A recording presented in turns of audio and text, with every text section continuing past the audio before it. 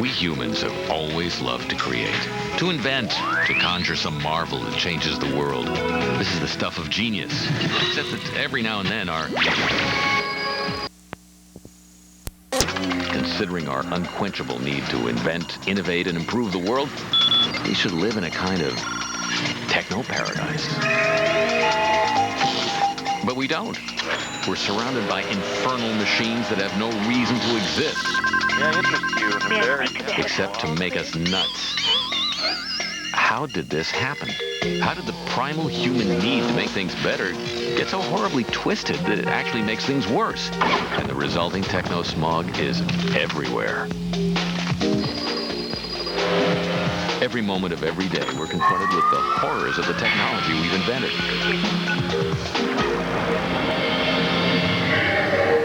How did our dreams of making the world better turn into nightmares of frustration and rage? Let's begin even before we wake, with a little Shakespeare. Sleep, sleep that knits up the raveled sleeve of care. Sleep that's vaporized by the alarm clock. The alarm clock isn't what you'd call a new invention, but it is a kind of prototype of inventing gone wrong. How did this device come to be? Historians date alarm clocks from over 2,000 years ago. Plato was awakened by the overflowing drops of water from a bowl he hung above his head. But the crystal silence of dawn would not be broken until 1787, when a New Hampshire farmer named Levi Hutchins built the world's first mechanical alarm clock. It rang at 4 a.m. every day and had no off switch, but at least it was one of a kind. Then in 1878, American ingenuity put an alarm clock in just about every bedroom. Now, instead of the sun, everyone could be awakened by a noise about as pleasant as a dental drill. Why did folks embrace this toxic technology? To wake themselves up to go to work. Alarm clocks became popular right when Americans began moving off farms and into factories. If you didn't show up at 7 a.m. and take your place on the assembly line, everything stopped dead. Hence, people have been annoyed for years, but I guess you have to wake up, so you have to put up with it. Bill Stoddard loves alarm clocks. You have to figure anybody who loves alarm clocks loves loud alarm clocks. As a leading alarm clock historian, he also understands that more normal people like to be awakened more gently. In 1949, Westclox came out with the Moonbeam alarm clock. It flashes a light on and off to wake you up in the morning, and then if you don't shut the light off within 10 minutes, it'll start buzzing at you too. This wasn't a hit, but the idea of waking up slowly was, and so came the snooze alarm, developed in 1956. Now, sleep-deprived 9-to-5ers could grab an extra 9 or 10 minutes of slumber at the touch of a fumbling finger. I'm not sure why it took that long for someone to come up with that idea. It's because an alarm clock is all about waking you up, not letting you snooze. For every monster annoyance, there are hundreds of tiny aggravations, like invention we love to hate, number 1977. Ketchup packets. Can you tear one open without having it explode on your shirt? And all this effort for a miserable dribble of ketchup.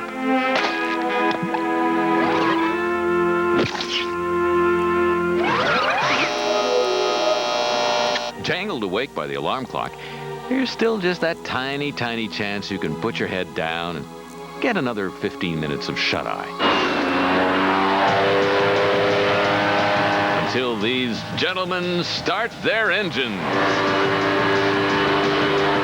Leaf blowers are so aggravating that they've spawned a small army of activists determined to stamp them out. There's something about the sound of a leaf blower that is particularly obnoxious. I think it's because it's not a steady sound. It's a rising and falling sound. And it hits something in the brain.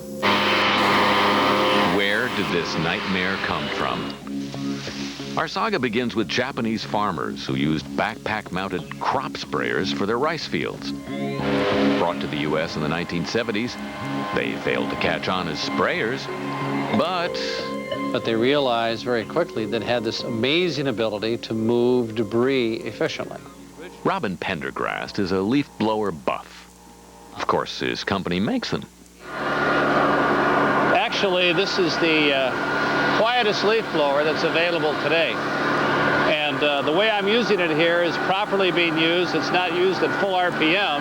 You can see that it cleans up virtually everything, including the loose rocks. I'm not using it at a high RPM because I don't need to. The darn thing is working very nicely at the RPM it's at. Not that it's any solace, but things have gotten a little better. The original power blowers, the PB9, operated at a 78 to 80 dBA level. That's louder than John Tesh, but not as bad as Metallica. Today's units are almost 175% quieter.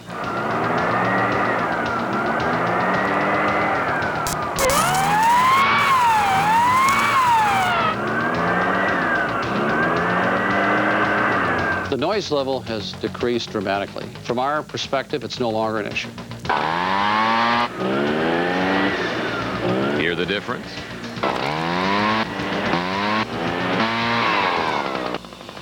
Ashley Brilliant can't. In fact, he's incensed by the sound of even the most modern of blowers. He thought he could stand it, and one fine day in 1997, he cracked.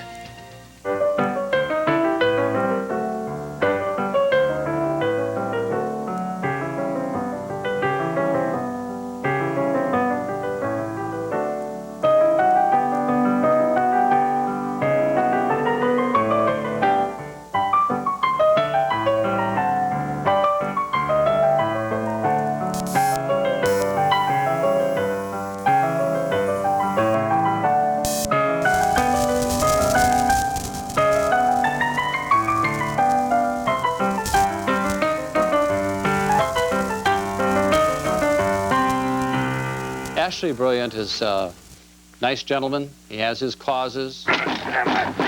Unfortunately, he didn't give much consideration to some of the new technology. Who's right here?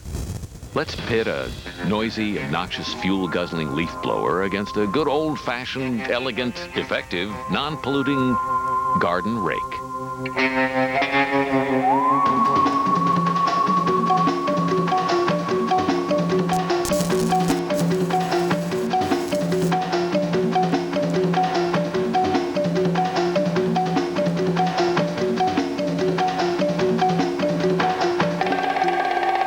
To even consider that a rake would operate at the same efficiency as a leaf blower, it's impossible. Okay, the leaf blower guy saved a few minutes, but he did tick off everyone within earshot. Have you ever heard anyone yell, "Turn that rake down, dummy"?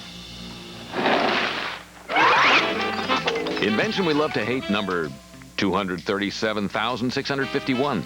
Those micro thimbles of non-dairy creamer. Maybe it's those polysyllabic chemicals that make them explode when you open them.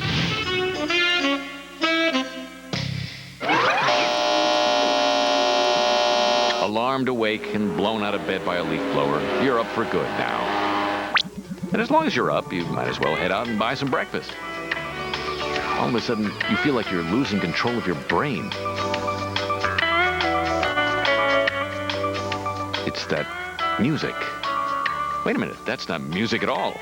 I was really kind of confused in my youth of what Muzak was for, what the effect was. And then you just observe shoppers, and then it becomes obvious. You know, it was hypnotic. It just turned people into sheep. It was very effective. Mark Mothersbaugh of Devo fame isn't the only rocker who hates the stuff.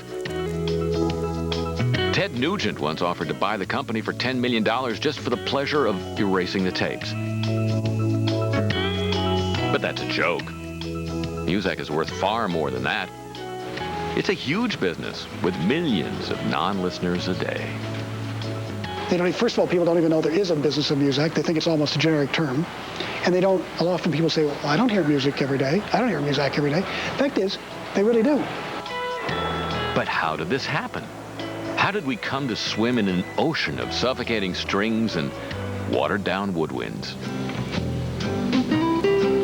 Like so many other inventions, Muzak began as a brilliant solution to a pressing problem. The 1930s was the decade of the skyscraper, and builders soon discovered that rocketing ordinary folks up 100 floors at stomach-dropping speeds gave them vertigo, anxiety attacks, and the heebie-jeebies.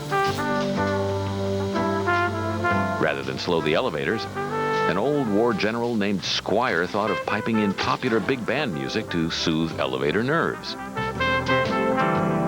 Thus, Muzak, elevator music, was born. So almost from the very beginning, this name of elevator music became part and parcel with the name Muzak. It was actually doing a really good service. Now, here's where our eureka moment is twisted in a decidedly dark direction.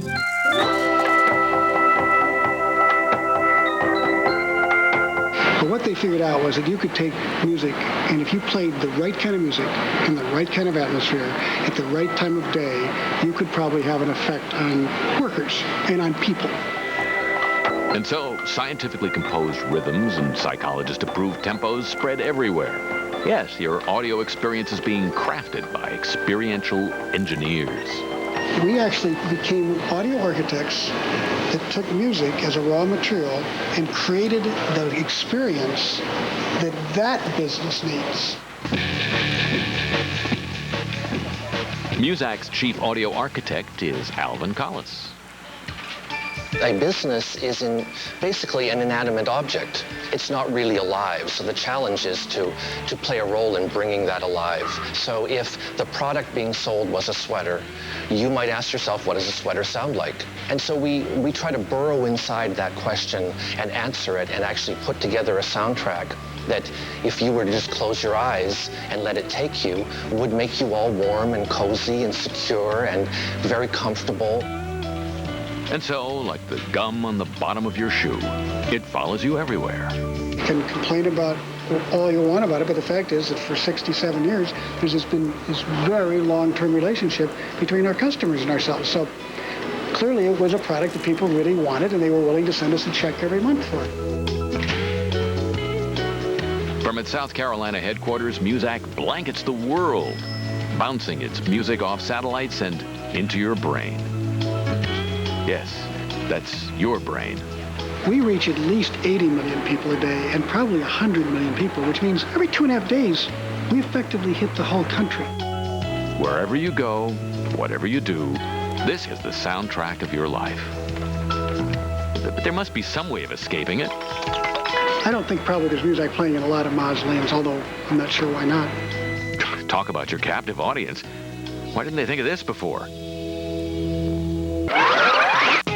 It only gets worse as you fight your way downtown. Of course, you can't get there till you park. And you can't park because of this dreaded creation, the parking meter. Thought you'd get a break? You're out of luck.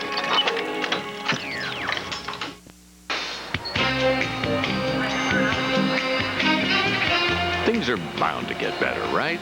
How about grabbing a quick bite at some downtown bistro? All we have to do is find a parking space. Well, guess what? Meters everywhere. Better hope you've got the correct change. Oh, here's one with a little time left. Let's just park it here. I mean, what are the chances of getting nabbed by a meter maid? Oh, say 100%. Welcome to Urban Parking Roulette. Even if you find a space, you've got to have the right change, and even then, the meter won't give you enough time. Does this whole system seem jury-rigged to do you in? You're right. The story of how the parking meter went wrong shows how an idea created for the public good can get tweaked so badly and so often, the public finally goes ballistic. The man responsible, Carl C. McGee, a newspaper owner from Oklahoma City. Merchants had been complaining to McGee that 80% of the downtown parking spots were hogged by the same jalopies all day long. So in 1933, McGee asked a local engineer to brainstorm for a solution. It took him a year, but he invented the world's first parking meter, codename Black Maria. On July 16, 1935, the first 175 meters were installed, charging a nickel an hour. The city made $85 that day, and that didn't even include the parking tickets. Meters made parking spaces turn over more quickly, and stores got more customers. The initial intent of the parking meter was to be a traffic control device, to turn over traffic. And that remains a truism today, across the world. Soon, other cities wanted to keep their traffic moving, and so the parking meter industry was born. This is Duncan Industries, the world's biggest meter maker, churning out over 100,000 of them each year. When Duncan got to work on the parking meter, it went from being a simple device to help turn over spaces to being a moneymaker for cities. Advances in parking meter technology don't make it any easier to park. They just help City Hall help itself to our cash. Here now is 60 years of completely legal highway robbery. Oh, but wait, we need to check the meter first. Go ahead, we're still good. This meter is a McGee-Hale meter, very similar to the initial meters that were put on the streets in Oklahoma City. This meter is called a red ball meter. The coins were pushed in here. When the time is expired, then the red ball that is inside would then pop up. You'd push your coin in here, turn the handle. When the time was wound on, then the red flag would disappear. This meter is called an automaton. The coins were collected in this small tube down here. This is a modular design meter with a pull-out mechanism. This is the Parking Meter Hall of Shame. Notice how these meters all start to look alike after a while? You're not hallucinating. They really do look the same thanks to its timeless modular design. Same lift-out mechanism. Cities became so hooked on the income of these meters, they wanted to make sure they were always working. And instead of sticking them just on busy streets to help turn over parking places, cities began sticking them everywhere. Meters became parking tax collectors, charging you more and more for what once had been free. New York makes $30 million a year on the meters, and that's not counting the revenue from tickets. What started out as a simple system to manage traffic has evolved into an ever more oppressive system of artificially imposed limits designed to make drivers go berserk. And guess what? They did. In the mid-1990s, meters from Berkeley, California to Washington, D.C. were destroyed by stealthy vandals, costing cities millions of dollars. But as in any rat race, somebody's always breeding better and faster rats. This is the Duncan Model 2000 housing made entirely of ductile iron, virtually indestructible. Duncan Industries was swift to ship Berkeley 3,000 new meters that could survive any attack. Cool Hand Luke would have a hard time with these meters. So our only option is to get used to parking meters. We can't destroy them. We can't ignore them. All we can do is feed them. Invention we love to hate, number 981,663. Child-proof aspirin containers. If you didn't have a headache when you started opening these things, you will when you finish. Had enough of those big city blues. Head throbbing from the hassle and hubbub. Why not take a quiet, romantic picnic in the park?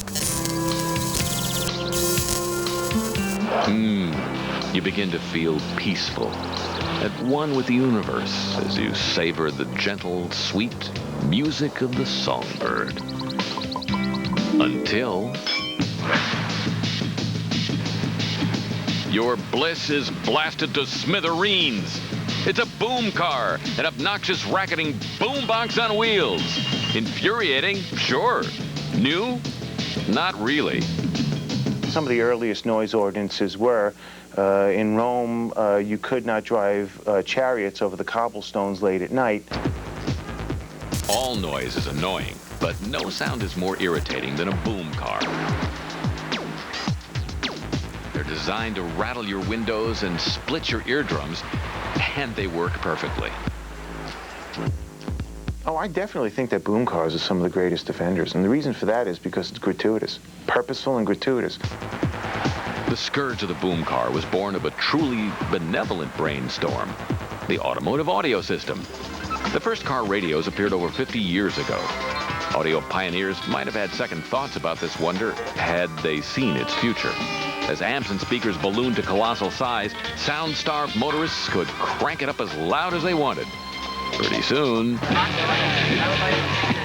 the music was forgotten, and hundreds of thousands of boom car owners actually began to compete with each other as to who could cause the largest audio earthquake.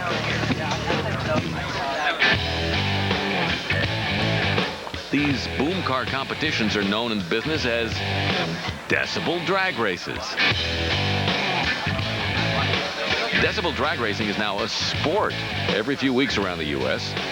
Bass boomers get together to crash through the sound barrier. It's the actual loudest vehicle on the planet.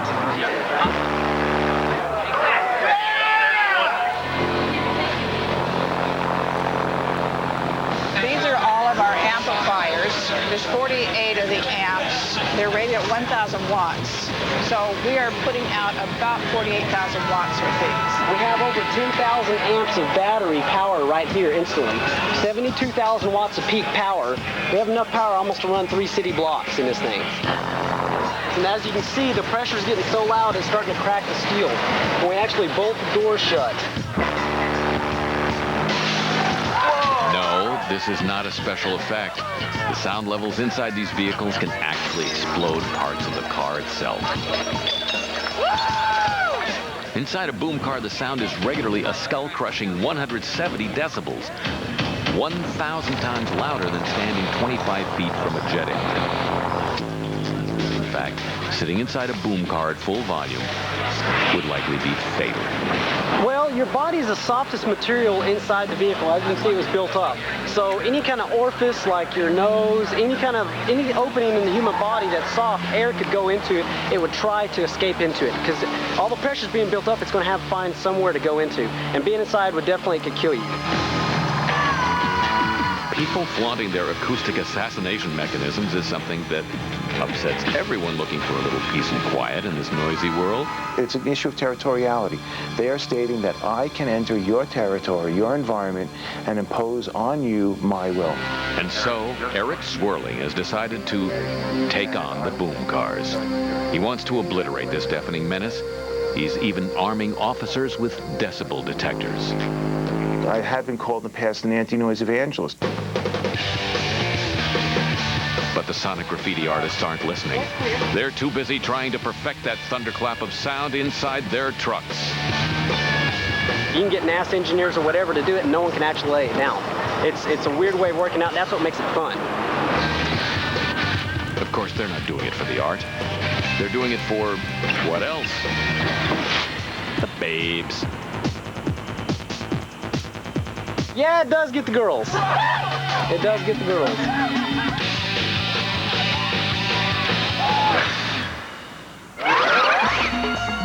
Remember that car you left parked downtown?